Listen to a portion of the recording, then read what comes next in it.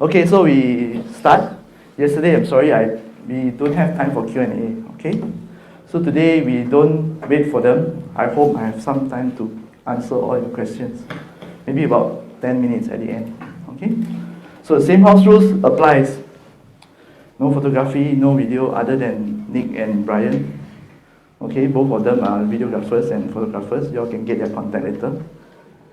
And also, yesterday, I've shared with you the basics.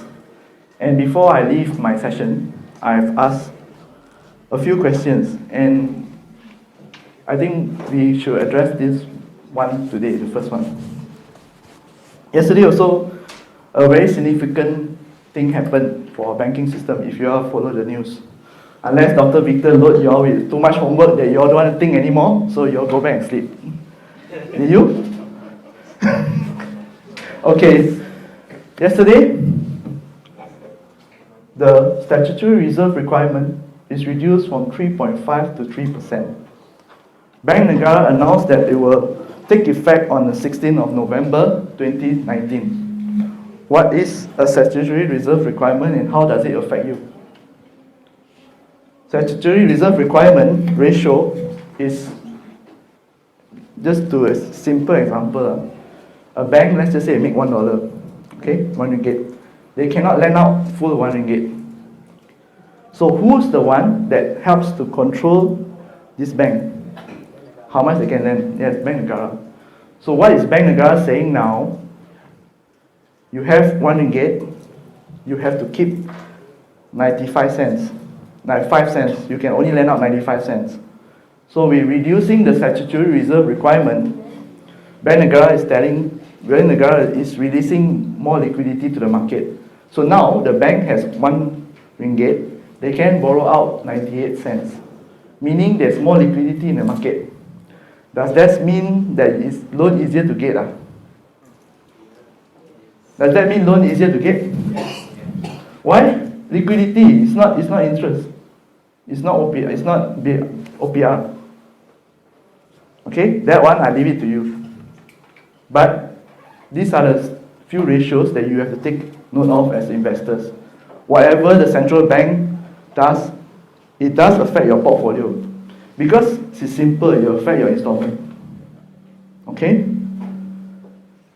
You have to know these few ratios, OPR, BR, and SRR. These few ratios enough.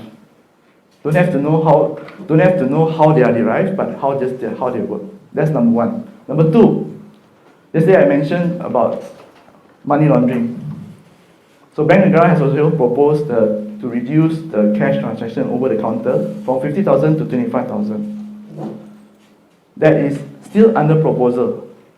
The draft will be available, I think, from 17th of November till 31st of December on Bank Negara's website for public feedback.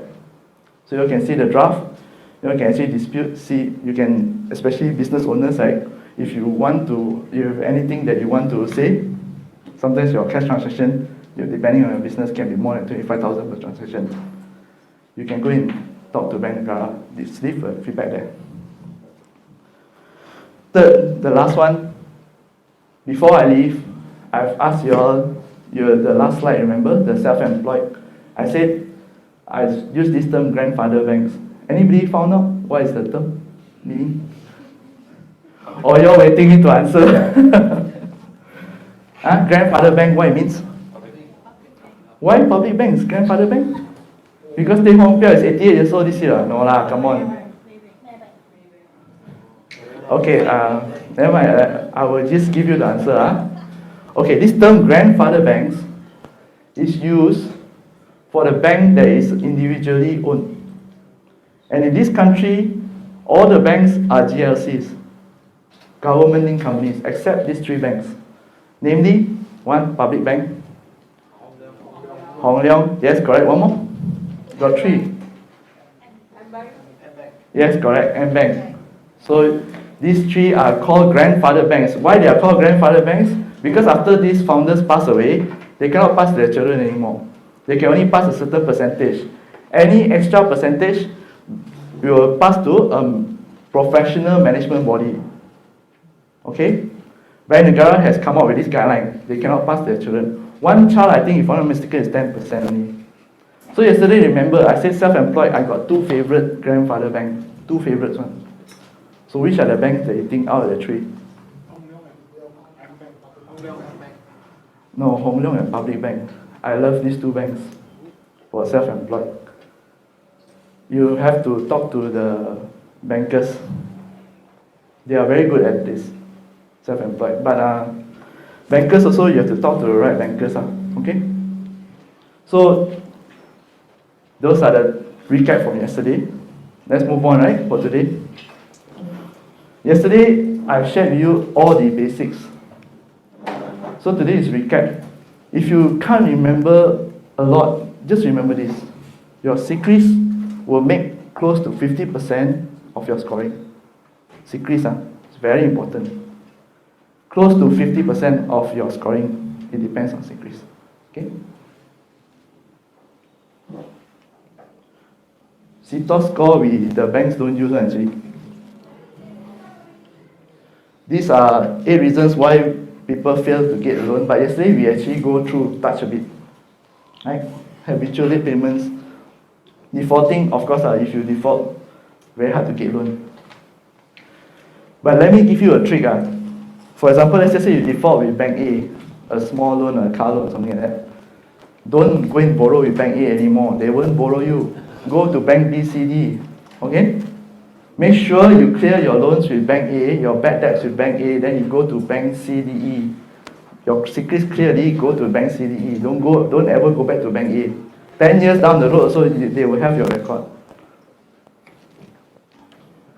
Maxing out credit card. Maxing out credit card is, a lot of people actually miss this part. Where, if you have a credit card, let's just say a credit card is 10,000. The safe limit to use, because secrets every month they pull the latest one. Okay, according to the 15th of the month, they will pull the latest. Say Echo, is it? I think lower. Today I think my coffee got a bit extra caffeine, so I'm excited a bit. Sorry guys. Okay, so we move on. As I was explaining, the credit card. Let's just say you have an individual with 10,000 credit limit. Okay. What it means by the bank, if you max out the credit card, means it's like 80% of the credit card you use. 80% usage. Okay? So example, you have, who actually here got one credit card only. So you got two, let's just say 20,000. 80% of 20,000 is 16,000. If you have more than 16,000, your outstanding limit, you are considered high risk to the bank. A recommended percentage, it should be less than 60. Okay, so next time, right, if a bank call you to offer you credit card, just take, but pay that 50 ringgit, because you will increase your limit. Okay, imagine you have a next credit card which is 10,000, and you don't use, but your whole overall limit is 16,000 only. 16,000 over 30,000. If you use 16,000, it's still less than 80%. The bank will still approve. And one more thing is, if you have 3 credit cards, don't concentrate everything to one credit card. They may also take note on that one. Because when the credit officer see your application, the easiest to get loan is your unsecured loan. Your credit cards, your cash on call, you call straight away get cash. Personal loan. Please be careful. Because a lot of application, you will signal to the credit that you are in financial distress. Okay? So be careful. And also your installment. Let's just say today I swipe this iPhone. iPhone 11. iPhone 11, you swipe 6,000. Your account has limit 6,000. Hey, how come I pay 400? No, it's 6,000 out of 10,000. Okay? So careful. I want to buy furniture. Careful. No credit history. No credit history here means you got no secret record. No secret record, to the bank you don't exist. To the bank, people who know secret record, they don't exist one. What I suggest to you, if let's just say you are you already graduated, right? First, please get a credit card. Low limit, never mind. The bank look you no up, never mind. Look you very small, never mind. 5,000, that's my first credit card limit, 5,000. Okay? but use and pay consistently. Maybe you can use for groceries, petrol, just to create a record with the bank. I have cases where the bank specifically say, for above 40 years old, if they are clean sick leaves, we don't want to do, straight away reject. They clean sick leaves, meaning they don't have any credit record. Straight away reject, 40 years old and above. Don't care how high their salary is, we reject. Because they don't have any record. 40 years old, nothing, everything clean. No credit card, not even a credit card. Okay, so you can just do this. Lack of credit diversity. This one I touched yesterday. You need to have a mix. Don't everything is personal loan, everything is credit card. No. You have the housing loan, credit, car loan, something like that. This one, obvious, having your car repossessed, tarik, and then house auction, sure gone. But it's not easy to get a house auction. That's why, if a word of caution out there, if you already are desperate, or you know anybody who was desperate, right, try to charge the property to the bank. It's not easy to get auction. You charge to Along even faster. Serious, okay? Charge to the bank. The bank not so easy, you auction. Good question. Later we cover. Poor financial relationship, I mean, you don't know how to manage, like sometimes got 1, 0, 1, 0, something like that. These are poor financial relationships. That means you don't know how to manage your loans. Past record. Past record of reject credit applications is very vague. Doesn't mean today you get reject for a housing loan, next time you apply the same bank, you get reject. No. Okay? Because the bank has the right not to tell you why they reject you. They don't have to tell you. So next time when you ask your banker why reject, they say, sorry, I also don't know. Don't get angry. Please don't get angry. It's their right when you sign the offer letter, sign the loan application form, or whatever it is, you use the app, right? It's their right not to tell you. Okay? So how do you know why you get rejected? Simple only. You don't apply one bank, try to ask other bankers. Is there any way that you can improve? See whether they actually entertain you and help you to advise you. Okay? Don't worry, rejection is very normal. I also get rejected. My own credit card, my own housing loan also got rejected. And then the same bank, after that, give me give me housing loan after that. Okay? Very normal. Okay, so these are the advanced techniques. You all are here today for all this, right? So remember I mentioned there's not one way, but there's 6 ways to overcome LTV 70%. These are the 6 ways. Today we're going to go and touch on this. Okay? Want to take photo, you can take photo, no problem. Faster than writing. Okay?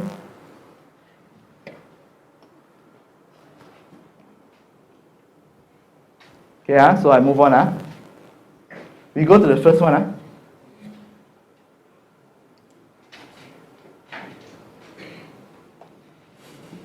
This one, I think you all heard the term markup loan, right? So how do you do it this style? You have a property price of 500,000, you mark up 10%, it's about 550. Upfront down payment is about 555,000. You apply 90% loan, 495. At the end of the day, the real purchase price equals to the loan amount. A word of caution, all this is illegal, okay? You must understand. The bank were to find out the real pricing, they will recall your loan or cut your margin. And they don't need to tell you why. Okay? So, berani buat, berani tanggung. I have to tell you because I have customers who actually got it. The bank found out the real price. Okay?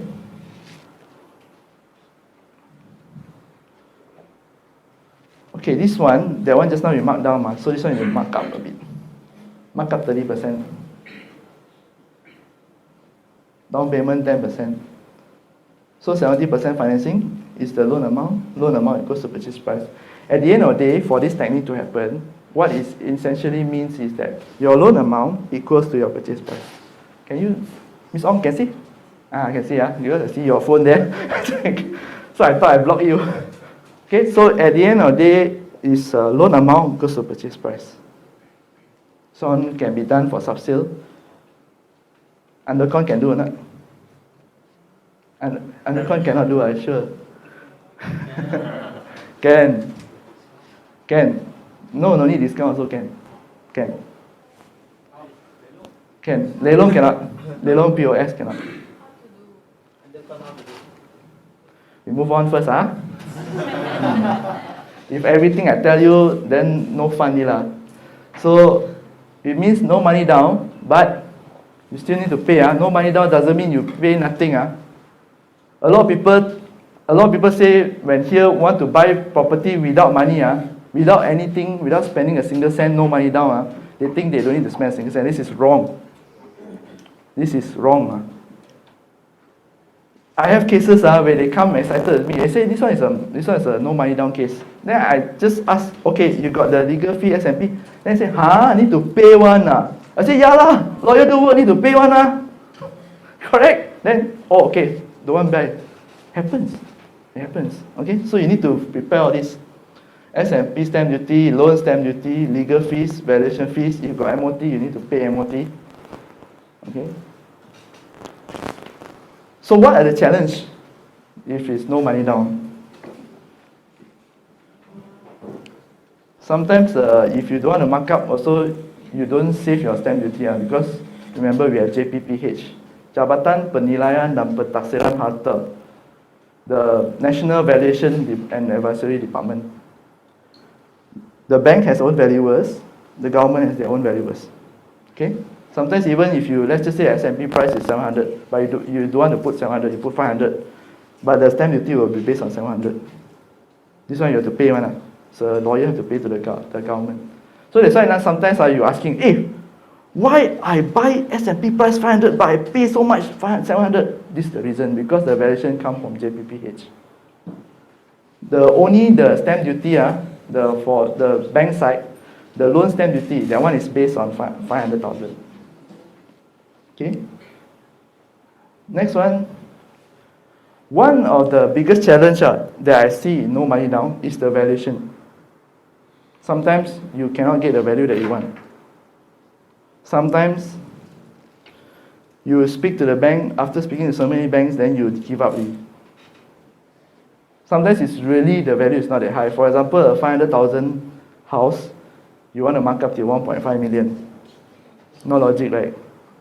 Even though you can find someone who wants to buy it for 1.5 million, but doesn't mean the bank wants to value that much. Okay? So these are some of the tips that you can get. You don't just talk to one bank. When you want to do markup loan, don't just talk to one bank, that's one. Second thing, don't just talk to the same banker of that one bank. Try to find another banker. Why? Because every banker have their own, they close with different valuers one. That is why every time even you ask for same property, different bankers, you might get a different price. Sometimes other bankers cannot get the value, but I can get. Sometimes I cannot get, but other bankers can get. And then when you ask, it's the same bank. Okay? So you can try a few. But then, I think you also, at the end of the day, you also need to do your own research first. You can go to Bricks for this. What's the highest price? And the valuer, the way they do is not to take the outlier, they take the median price. Anybody knows what is the outlier here at median price? Everybody knows, so I move on. Okay, good. Don't know. Okay. Okay, for example, this is how the valuer does. Median price, did right? Same thing. You all done just now the median price of class. It's the same thing. It's the valuers will use the median price to give you the value.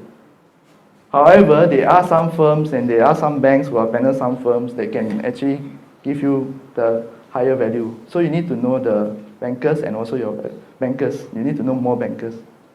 Valuers no need. They won't entertain you. Okay? Because they only give to the bankers.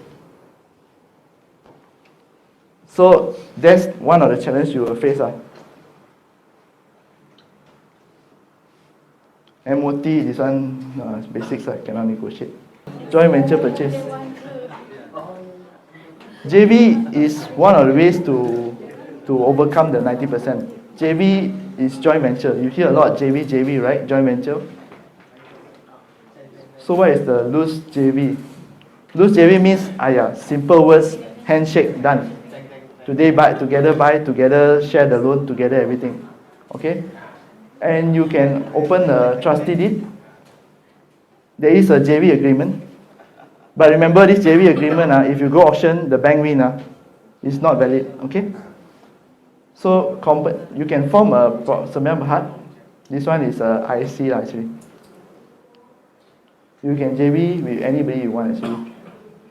Here, anybody. But remember the bank has final say because the charge in legal charge always win. The charge is the highest. Charge if it's title, PA, power of attorney if it's no title. You all know what is this document? Okay, good.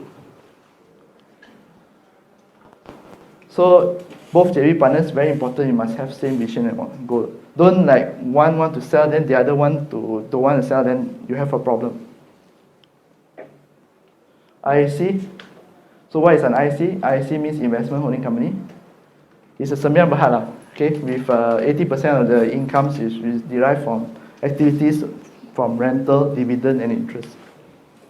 Meaning this company is like a shell company where you put your income inside. It can be used to borrow loans and pay taxes. And I've seen some IFC who has been around for a long, long time. They themselves generate their own income because throughout the years, right, they inject the asset inside, more and more asset. As the founder get older, they inject more and more asset. Then this IFC generate their own income.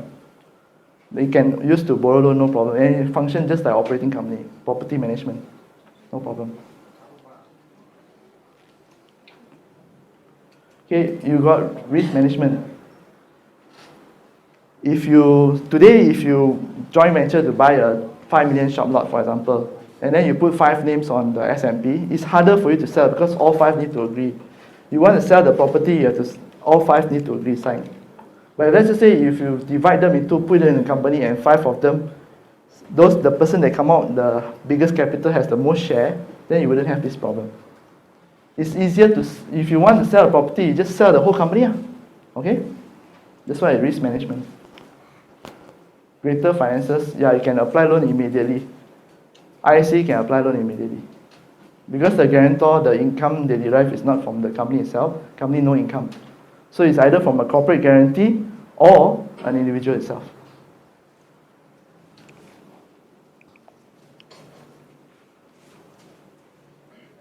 Okay, this one, reduce risk exposure.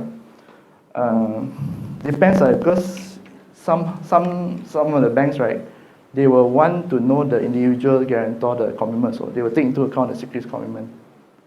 Most of the banks actually do it at this moment. Reduce here meaning that, for example, let's just say you buy under you refinance to IAC, then your individual name, you can buy some more. That's what it means. Tax. You got a tax benefit, less than 5% of gross income, you are permitted expenses, director fee, management fee, whatever fee. That's why the rich get richer. Once you all got the more bigger and bigger portfolio, you need to look at you need to be friends with your accountant, find an accountant. Okay? Because the rich pay tax lesser than us. Legacy, like I mentioned, where my customer is getting older, right? So he transfer a lot of his asset to the company, and then at the same time he reduce his shareholding amount, go to his children as he get older. This legacy, easier to transfer than okay, you get 1.5 shop lot cannot, or half shop lot at least cannot. Okay, these are the ICs you follow here. Residential is always 60. Bank Negara guideline always 60. Commercial can be 80 up to 85. On top of that, what is good about buying with company is that you get a working capital on top. Working capital means like a personal loan, but it's a collateral as a property. It can be very high. It can be up to about 60% of the revenue or 20% of the property price. So for example, let's just say you buy a shop lot worth 1 million. I give you an $850,000 loan, and another on top of that, 200,000 working capital. That 200,000 is a different account. It's like a personal loan like that. Consider a business loan now, okay? Then if it's more than 30%, then it's worth it for you to transfer, you not know. Okay, these are the management fees that you need to get. 4,000 or 6,000 per year. You have to pay auditor fees, secretary fees. Annual company account must be audited. These are all the expenses you need to give. So remember, if your properties that you have now does not exceed 4,000 a year, don't set out IC, you'll be wasting money. Please buy under your individual name, continue. Okay, these banks that accept corporate guarantor, banks, there are a few banks. Just now Tang is one of them. Okay. And then one more, the surname Hong one. Also, okay. Corporate guarantor must be an operating company. All the banks is usually an operating company, meaning that you have an IC, but you have another company that is running. For example, let's just say you run a renovation business. Now you want to use IC to buy another shop lot. That renovation business is considered an operating company. So that renovation company must be the guarantor in some cases where your IC not strong enough. If it's strong enough, maybe you can take out the company, you just take out the director, go to IC, become guarantor. There are these banks, there are some banks that insist that all the directors be the guarantor, even 1% also kena. So you avoid these banks. This one, can you do this? Refinance your property. Okay, property now, S&P and loan is to refinance a property to IC without changing S&P ownership. Can you do this? That means I give you an example. That means now individually, loan individual, S&P also individual. But now the loan only I want to transfer to IC. The S&P still remain individual. Can I do that? Yes, can. It's called a third-party financing. Because remember, IC are Sembilan Berhad, and Sembilan Berhad is another legal entity. They will treat this as another person. So can, but not many banks can do. Very rare. When is a good time to transfer? Just not the answer. More than 30%. Any other questions later? Okay. Debt service ratio. This is for individual. For companies, we call it debt service coverage ratio. How it count? Very complicated. But you have to send. What you can do is to send your audited account 3 years to the banker. Then the banker will be able to count for you. Asset has to be more than liabilities. Of course, it goes without saying. Okay. Refinancing. Interest rate. A bit more than 1% difference, then you can refinance. We talk about refinancing. You plan to keep the property. And rental income, refinance loan, not necessary. I have a property where my refinance loan is more than my installment, the loan is more than my rental, so negative. But every month I'm not paying that much also. I'm not paying. The loan is enough, the rental is enough to cover the loan. Okay, so that is a different kind of account where the rental and the interest is counted daily, but the way it works is different. Interest saving, you can unlock equity without paying RPGT. Unlock equity here means got extra cash, right? You can refinance it. Wait, this one. Outstanding loan, let's just say for this year is 300,000. So installment is 1,500. Assuming it's grown to 800,000. So cash out amount is 500,000, right? Okay. Okay, what is this? 7%. The maximum 10 years loan. This is called the 10-year stress test. It's implemented by Bank Negara for all refinance cases with cash out. Only cash out portion. We test it based on the personal loan. And most of the banks take at 7% for 10 years. So if you count here, 7% for 10 years, the refinancing installment amount is this much, 7083. Okay? What it means here, if let's just say your DSR passed this, then I let you go. Become 30 years, 35 years that you are used to, or 25 years. It's called a stress test. So if the property is unencumbered, no loan, then you come out 500,000.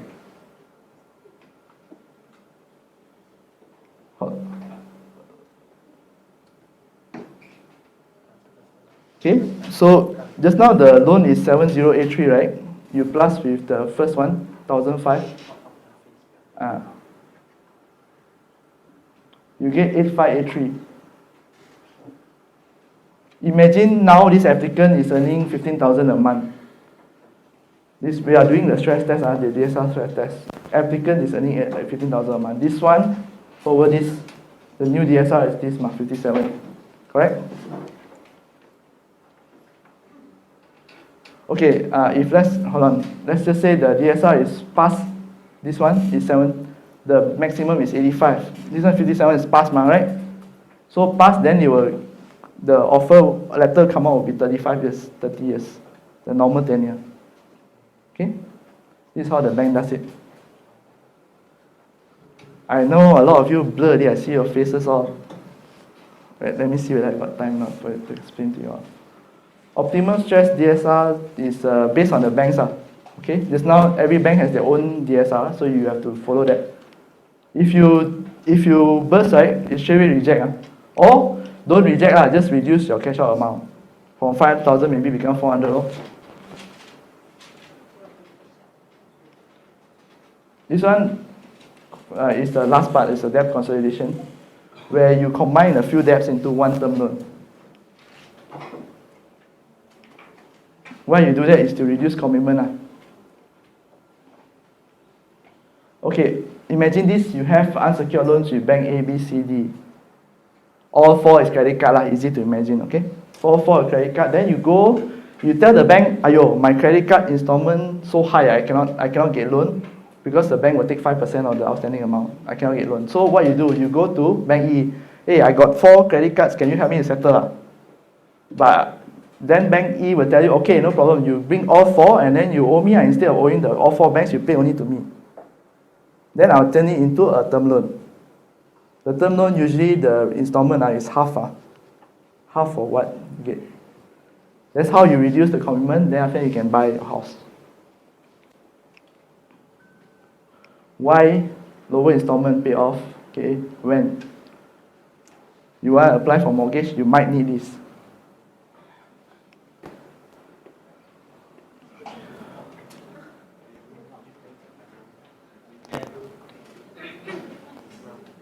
This one is when you cash out a property, right? You mark up and cash out. You can actually use that cash out portion to cover your bad debts. A lot of people actually use this. If you really got no choice, you can use this. Okay. The loan amount and the rental is the same, so it's okay. It's not logic. This is an example, another example.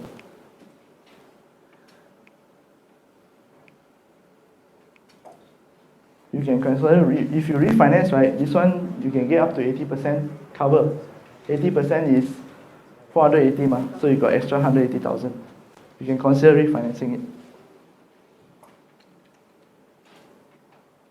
So I'll pass the floor back to Dr. Victor. Thank you so much. I hope it benefits you. Again, if you all have taken picture and I'm inside, please tag my page, okay? And share with me a little bit about what you all learned. I hope it's beneficial. Thank you. Thank you very much, Kenny. Okay.